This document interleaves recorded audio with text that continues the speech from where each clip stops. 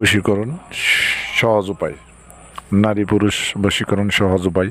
আজকে যে নকশাটা আপনারা স্ক্রিনে দেখছেন অবশ্যই স্ক্রিনশট দিয়ে নেবেন।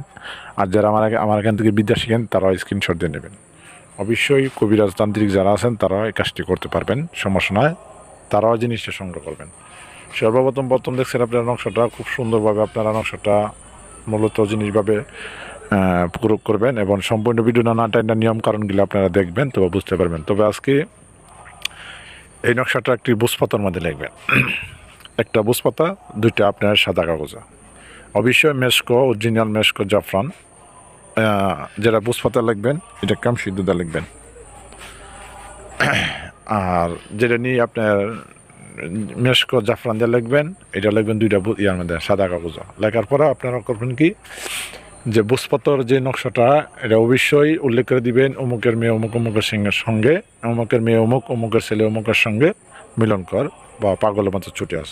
আপনারা মন্তব্যগুলো আপনারা উল্লেখ করে লাল কলম দা বাংলায় লিখবেন, আর আরবিদা লিখবেন। আরবিদা না পারলে হোয়াটসঅ্যাপ আছে, আর ইমো হোয়াটসঅ্যাপ আছে। যারা দেশ বিদেশ থেকে দূর দূরান্ত থেকে যারা কাজ করাবেন আমার সাথে অবশ্যই যোগাযোগ করবেন। তবে আপনারা অনেকেই আমাকে ফোন দিয়ে এমনিতে এইটা হিডে আগডুম বাগডুম করেন, আপনারা এগুলো না বলে যদি ইম্পর্টেন্ট কাজ থাকে তবে আমাকে SMS করতে পারেন যদি কোনো কাজের প্রয়োজন মনে হয়। আমিও একটা ব্যস্ত মানুষ, তবে আমিও এটার পাশাপাশি আরও কাজকর্ম আছে আপনাদের সাথে, তো আমি আর সময় দেওয়া কোনো সম্ভব না।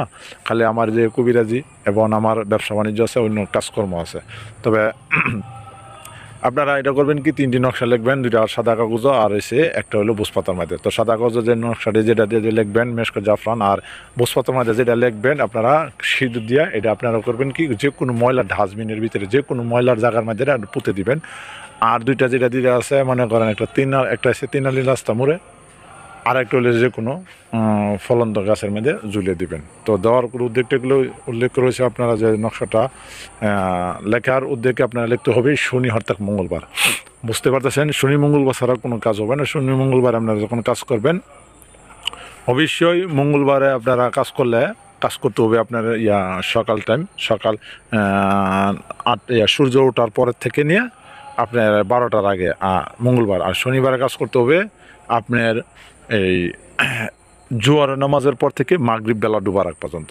নিয়মগুলো ভালোভাবে বুঝবেন। এরপর আপনারা SMS দেন, আমার ইউটিউব ফেসবুকে বিভিন্ন ভিডিও দেওয়া আছে। আপনারা যদি আন্তাজি একটা বলেন যে এই এমনের বশীকরণ নেবে, আপনারা যদি নিয়মকানুন না বলতে পারেন এবং না, আমি নিয়মকানুনগুলো সব কিছু বলে দিই।